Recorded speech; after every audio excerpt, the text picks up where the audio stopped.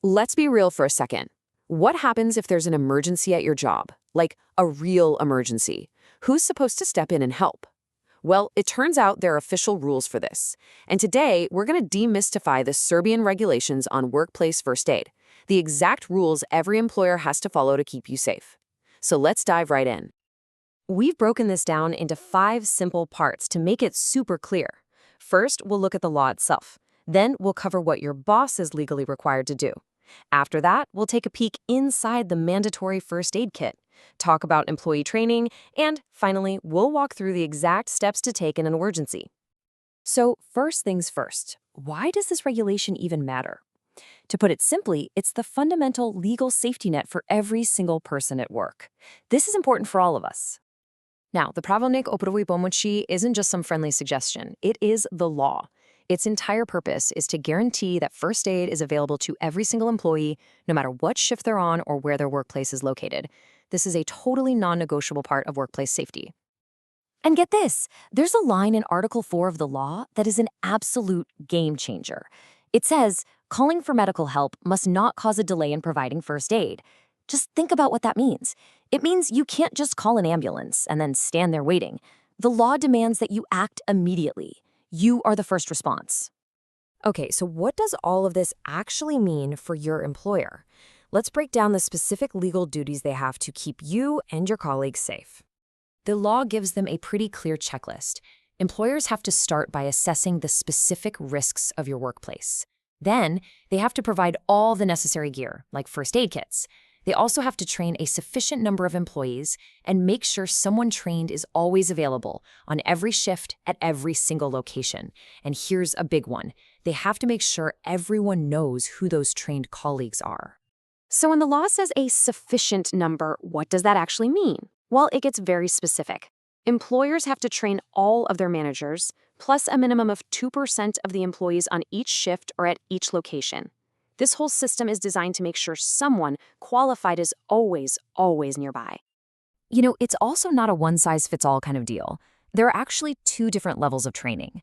You've got basic training, which is mandatory for every shift, period. But for workplaces that have higher risks, we're talking construction sites, chemical plants, that sort of thing, at least one person with advanced training has to be present at all times. Okay, let's get to the most hands-on part of this whole regulation, the first aid kit. But let's stop thinking of it as just a box of supplies. These are literally life-saving tools. Article 8 of the law spells out exactly what has to be inside that kit. We're talking sterile gauze pads, a bunch of different bandages, triangular slings for immobilizing an arm, safety scissors with rounded tips, disposable gloves to keep everyone safe from infection, and antiseptic solution. It's a comprehensive, standardized set of tools for a reason. And it's not just what's in the kit, it's what's on the cabinet it's stored in. That cabinet becomes an information hub. It has to display the numbers for emergency services, the police and fire department, and even specialized places like a poison control center. Most importantly, it has to list the names and contact info for your trained colleagues, so in a moment of panic, you know exactly who to call. So we keep mentioning training, but who exactly gets trained and what do they really need to know? Let's dig into the requirements. The training cycle is pretty straightforward. An employee gets their initial training, whether it's basic or advanced, depending on their job's risk level. But, and this is key, their learning doesn't just stop there. To keep their skills sharp and up to date, they are required by law to take a refresher course every 5 years. And this is a really critical point.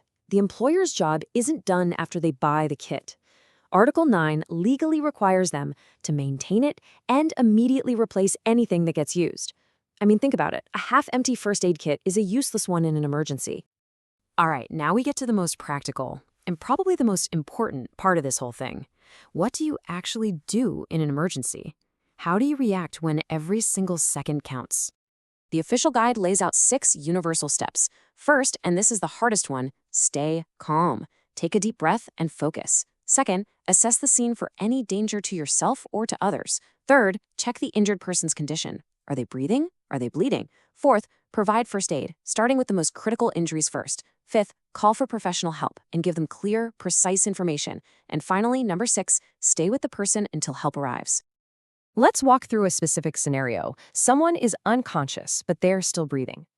First, check for a response. Call out to them. Gently shake their shoulder. If you get nothing, you open their airway by tilting their head back and lifting their chin.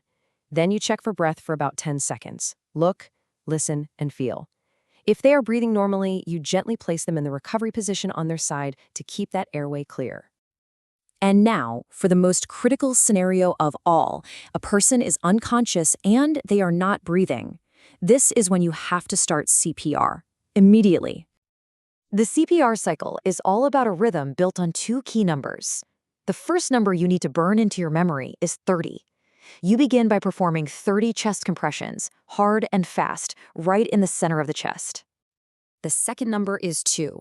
After those 30 compressions, you give 2 rescue breaths, and that right there completes one full cycle. So let's put it all together. The moment you realize someone isn't breathing, you or someone else must call for help immediately. Then you start the resuscitation cycle. 30 chest compressions, then 2 breaths. The absolute most important part is to keep repeating this 30 to 2 cycle without any interruption until the professional medical help arrives and takes over. So what are the key things to walk away with today? First, your employer is legally responsible for first aid. It's not optional. Second, find out who your trained colleagues are. Third, go locate the first aid kit at your job and make sure it's properly equipped. And finally, if an emergency does happen, just remember those core steps. Ensure safety, check the person, and call for help. We'll leave you with this one question, and it's for you to think about next time you're at work. Is your workplace really ready for an emergency? Because now you know what to look for.